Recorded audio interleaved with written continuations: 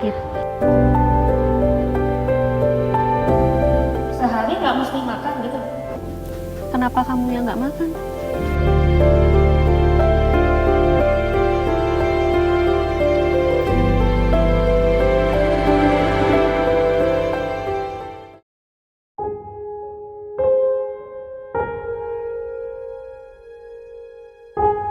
Kalau dari lahir sih normal ya, cuman dari 10 bulan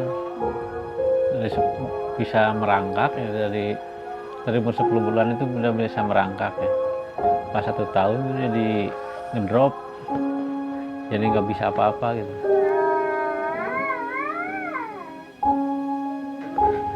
Ya kalau itu kemauan sih kayak gitu sembuh.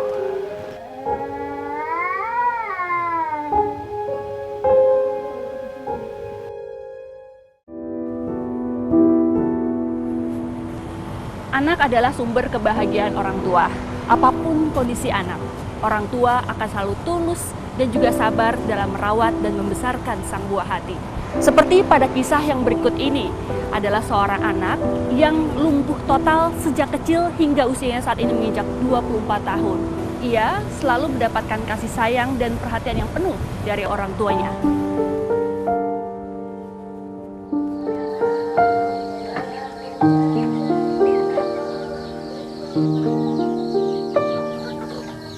Suasananya kali ini cukup hening.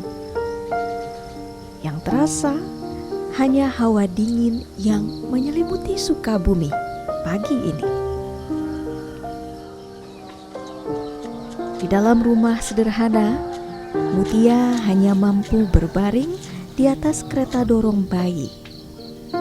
Ia juga tak pernah tahu seperti apa manisnya dunia. Namun, guratan cantik wajah perempuan 24 tahun ini tidak menunjukkan raut kerisauan. Tatapannya pun tidak mengisyaratkan demikian. Hanya Mutia sendiri yang tahu apa yang tengah bergelut di dalam benaknya saat ini. Karena ia tidak mampu berbicara dan mengutarakannya sama sekali. Jangankan bangun dari posisi berbaring. Untuk bergerak, tubuh Mutia sangat terbatas. Seluruh kakinya terbujur kaku, tak mampu digerakkan. Kedua tangannya juga terus menekuk tanpa bisa diluruskan.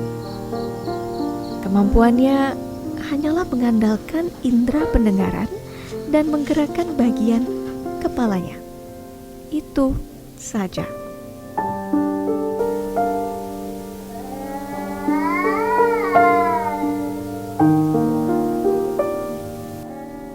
Jeritan-jeritan kecil sesekali muncul dari mulut Mutia. Pertanda ia tengah meluapkan emosinya. Binar matanya hari ini menyiratkan kebahagiaan yang ia curahkan kepada sang ayah yang tak pernah menyerah membesarkannya.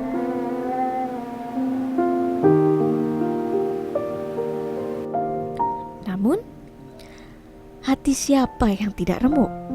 Melihat buah hati hanya bisa berbaring, tidak berdaya.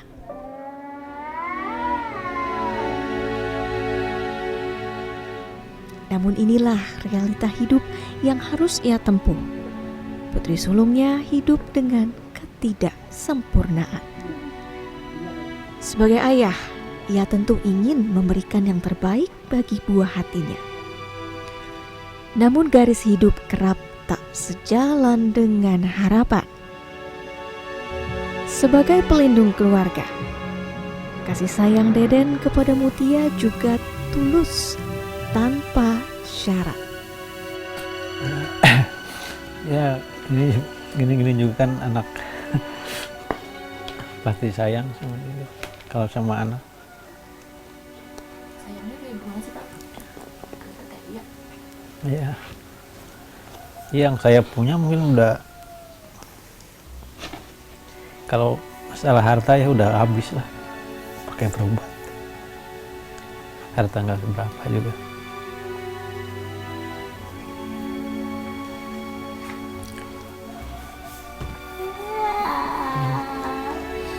Yang Deden ingat, lumpuh yang dialami Mutia berawal sejak usia buah hatinya berusia 2 tahun. Ia menyebut semakin bertambah usia, perkembangan tubuh Mutia semakin memprihatinkan. Jalan panjang menuju kesembuhan juga pernah dilaluinya. Karena Deden tahu Sang Pencipta akan memberikan kemudahan di balik setiap kesulitan. Kalau dari lahir sih normal ya, cuman dari 10 bulan bisa merangkak ya, dari umur 10 bulan itu udah bisa merangkak ya. Pas 1 tahun jadi ngedrop, jadi nggak bisa apa-apa gitu. Terus nunggu 2 tahun juga nggak bisa jalan. Tadinya nggak curiga sih, nggak curiga mau kayak gini.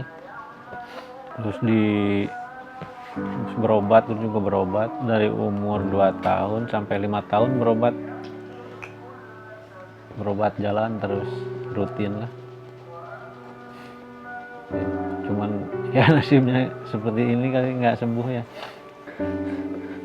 Ya kalau itu kemauan sih kayak gitu sembuh. Masih tetap optimis ya Pak? Iya.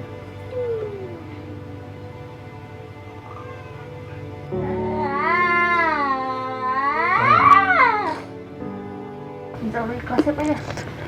Ikhlas ya. Iya. Saya ridho.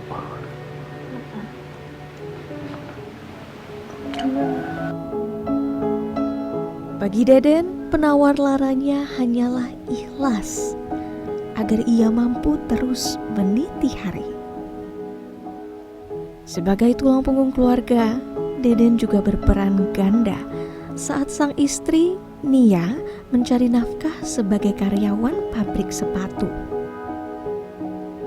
Mulai pagi hingga sore hari, Deden turun langsung merawat Mutia.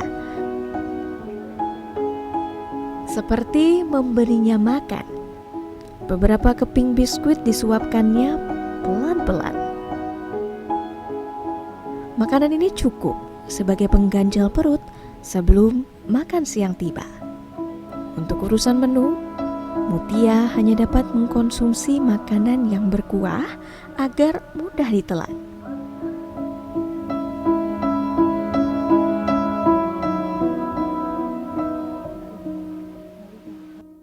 Selain Mutia, Deden juga tinggal serumah dengan kedua putrinya, Karina dan Clara. Rumah ini adalah hasil sokongan keluarga yang ditempatinya lebih dari 20 tahun yang lalu. Karina yang kini berusia 4 tahun juga masih butuh perhatian ekstra dari kedua orang tuanya. Bagi Deden, merekalah yang selalu menjadi penyemangat menghadapi manis dan pahitnya hidup yang tidak pernah diketahui ujungnya. Meski gelisah terus menguji kesabarannya, namun Deden tak mau melangkah tanpa berharap. Doanya, semoga Mutia diberi kesembuhan oleh Sang Pencipta. Ya, anggap aja ini ibadah gitu, jagain anak ini sambil ibadah juga. Bisa minta sama Allah.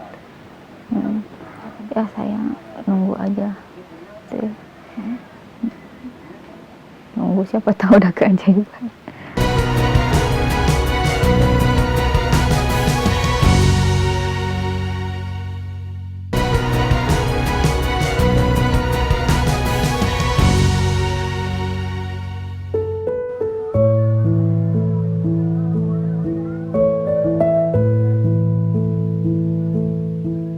Sebagai tulang punggung keluarga, Deden harus kuat menopang kebutuhan sehari-hari. Laki-laki asal Sukabumi ini juga menjadi pemimpin dan pejuang keluarga yang selalu semangat dalam melindungi dan menafkahi istri dan 3 buah hatinya.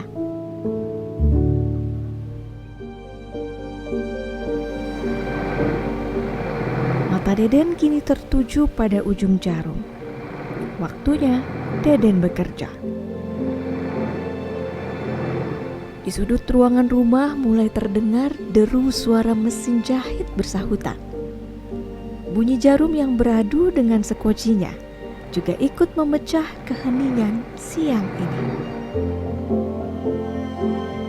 Kaki Deden lincah menjejak tapak mesin jahit, merapikan pakaian pesanan pelanggannya.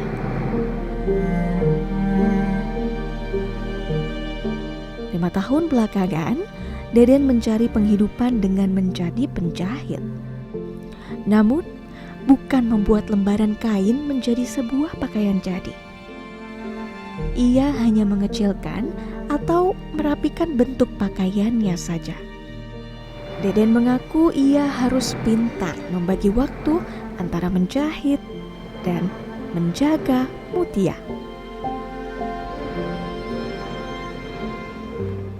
Sebelum sebagai penjahit, Deden pernah bekerja sebagai penjual jamu dan kuli serabutan. Namun saat ini yang ia prioritaskan adalah waktu dan kehadirannya di rumah. Sambil bekerja, ia juga bisa merawat Mutia. Rupiah akan diterima Deden setelah baju selesai dijahit. Sayangnya, tidak setiap hari pesanan jahitan datang.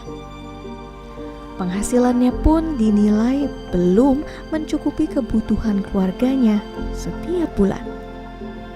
Juga untuk biaya berobat Mutia. Ya, kadang-kadang kalau ada rezeki juga. Istilahnya lah gali lubang tutup lubang lah kalau kehidupan buat sehari-hari. Buat bayar anak sekolah.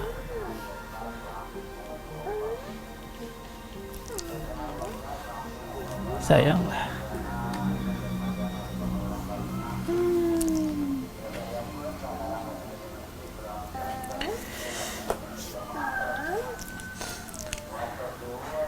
Saya korban juga buat anak lah. Kalau dulu berobat yang maunya anaknya sembuh, cuman Tuhan berkata lain. Enggak.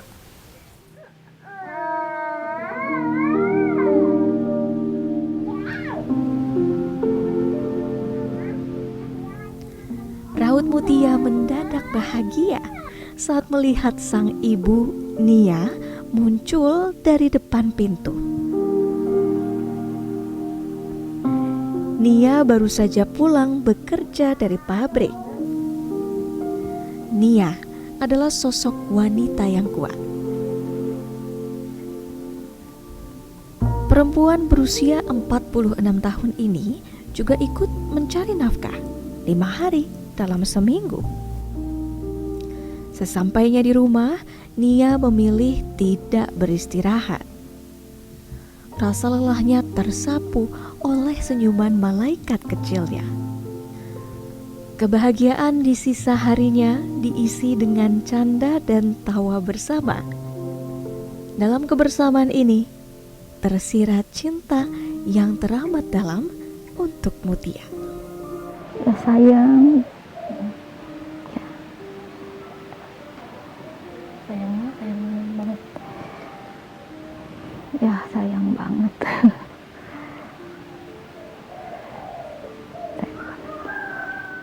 Ya anggap aja ini ibadah gitu. Jagain anak ini sambil ibadah juga. Bisa minta sama Allah. Ya sayang, nunggu aja. Tuh. Nunggu siapa tahu ada keajaiban. Nah ya saya sih banyak-banyak berdoa aja gitu. Tiap waktu biar ya sabar gitu. Habis ya nggak ada cara lain lagi gitu. Nia juga harus telaten dengan kebersihan fisik Mutia. Selembar lap basah ia gunakan untuk membersihkan tubuh putri sulungnya setiap hari. Nia juga harus hati-hati saat menyentuh kulit dan mengganti pakaiannya. Dia nggak kesakitan. Ya mungkin udah biasa. Ya kalau ini di kaki biasanya kalau ke itu kesakitan. Kalau posisinya ini kan kadang pegel gitu. Kadang kalau salah pegangnya dia suka teriak gitu, sakit. Oh, langsung reaksi ya gitu ya. Oh, kakinya suka, tangannya suka gini aja, nggak bisa di ini, rengkel aja gini. Kaku. Kaku. Tangan, kaki juga pada kaku. Pinggang, perut apa gimana? Tadinya sih lurus, cuman dia keseringan gitu, sering ke samping gitu. Jadinya gini. Tadinya lurus biasa. Tidak hanya keterbatasan pada seluruh fisik, dia menyebut Mutia juga kerap mengalami kejang. Kalau kejang sih dari kecil nggak ada, cuman dari usia 14 dari kecil nggak ada. Sampai sekarang masih belakangan ini. Sekarang masih. Kalau dulu kan sering, kadang 3 kali, 4 kali, 7 kali kata si bapak sehari.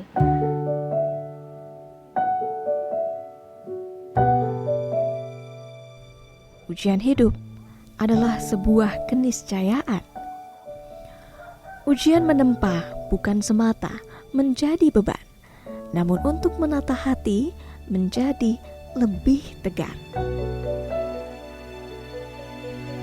Bagi Nia dan Deden, perisainya agar lebih kuat adalah dengan memasrahkan seluruhnya kepada Sang Pemberi Rahmat.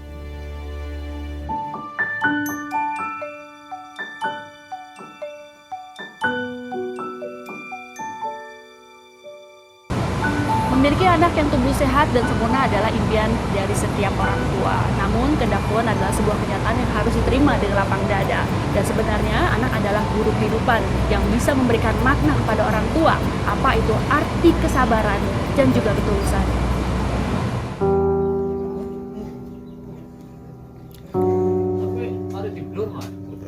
Umur ini mau 7. Awalnya gimana? Awalnya tiba-tiba ini lemes gitu.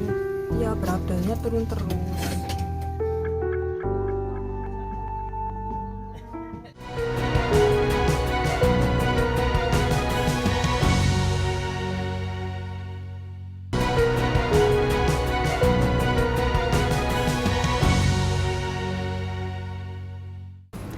Berdasarkan hasil studi status gizi Indonesia pada 2021, prevalensi stunting di Indonesia mengalami penurunan dari tahun 2019, yaitu ada sebanyak sekitar 27,7%, menurun menjadi 24,4% di tahun 2021. Meski demikian, kekurangan gizi masih menjadi masalah kesehatan anak yang harus terus dicari jalan keluarnya.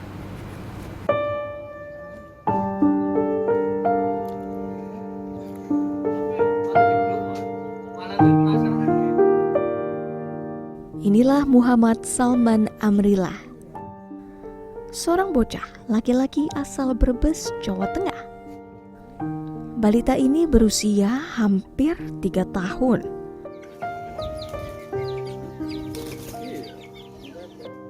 Namun dari kejauhan sudah sangat terlihat. Di usianya yang masih amat belia, ada penderitaan yang sudah harus ia alami. Kondisi kesehatan Salman memprihatinkan. Badannya yang sangat kurus. Saking kurusnya, fisiknya tampak tinggal menyisakan kulit dan tulang. Berat badan Salman hanya 5 kg. Padahal menurut Organisasi Kesehatan Dunia atau WHO, berat badan ideal anak seusia Salman normalnya 9 hingga 19 kg. Pelita ini tidak mampu menopang kepalanya secara mandiri. Setiap kali digendong, kepala Salman harus ditopang dengan tangan supaya sejajar dengan badan. Begitu pula dengan kemampuan duduk dan berdiri. Salman belum mampu melakukan keduanya. Ibu Salman, Salamah, menyebut awalnya Salman tumbuh seperti biasa. Saat lahir berat badan Salman juga normal, 3,5 kg. Namun memasuki 7 bulan, putra sulungnya mulai menunjukkan perkembangan yang menurun. Badan Salman semakin hari semakin kurus hingga usianya menginjak 3 tahun. Umur ini mau 7. 7. Awalnya gimana? Awalnya tiba-tiba ini lemes gitu. Terus untuk berat badannya turun. Iya, berat badannya turun terus. Pernah dibawa dokter atau puskesmas atau mana? Ke puskesmas udah, ke dokter juga udah. Apa? Ya, anaknya biar ini sehat terus, normal kembali. Nggak bisa duduk. Nggak bisa duduk. Jalannya nggak bisa. Untuk bagian kepala harus di Iya, di sangga ya. terus. Sebelumnya Salamah tidak mengetahui secara pasti penyakit apa yang diderita buah hatinya hingga kurus seperti ini. Alasan warga pada Katon Ketanggungan Brebes ini jarang memeriksakan anaknya ke fasilitas pelayanan kesehatan karena tidak memiliki biaya berobat. Namun Dinas Kesehatan Kabupaten Brebes menyebut Salman menderita gizi buruk kategori berat. Salman dan keluarga termasuk dalam kategori keluarga kurang mampu. Ayah Salman, Ade, mencari nafkah sebagai kuli serabutan. Bersama dengan istri dan anaknya, Ade tinggal menumpang di rumah sang kakak. Sebuah rumah berdinding anyaman bambu berukuran 7 x 8 meter. Rumah yang mereka tempati ini juga jauh dari layak. Di beberapa sudutnya, materialnya sudah lapuk termakan usia. Lantainya hanya beralaskan tanah. Ade dan Salamah berharap Salman tidak lagi menderita. Buah hatinya kelak tumbuh dan berkembang secara normal, ceria, dan bermain seperti anak-anak lainnya. Mereka pun menginginkan masa depannya jauh lebih baik dari hari ini. Terbebas dari belenggu kemiskinan yang selalu mereka hadapi setiap hari. Stunting adalah masalah kesehatan anak yang perlu menjadi perhatian banyak pihak. Salah satunya adalah orang tua. Orang tua perlu memperhatikan gizi anak, mulai anak dari dalam kandungan, anak lahir, hingga anak tumbuh dan juga berkembang. Hal tersebut dilakukan agar anak dalam masa pertumbuhannya menjadi anak yang sehat, produktif, dan kreatif di masa yang akan datang. Kisah tadi sekaligus menutup perjumpaan dari episode Berbuat Baik pagi ini. Sampai jumpa.